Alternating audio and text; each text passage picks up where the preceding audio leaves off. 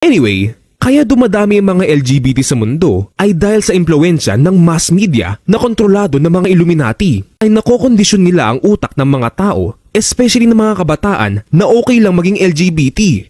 Kaya nga kung mapapansin nyo, maraming anime character na androgynous o hindi mo mawari kung babae o lalaki.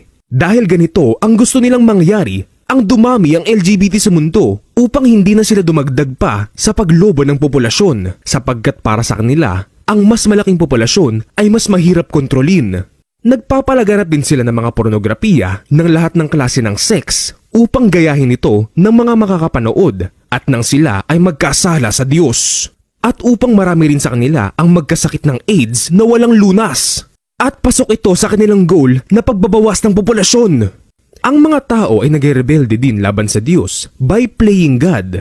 Ibig sabihin, ang mga bagay na dapat ay Diyos lamang ang may kapangyarihan ay pinakikialaman na rin nila gaya ng weather. Panoorin itong isang parte ng leak training video ng mga Illuminati. Through Illumicorp's enormous federal funding of the military, we can develop new forms of warfare and population reduction. The public can't imagine what we were in the process of developing.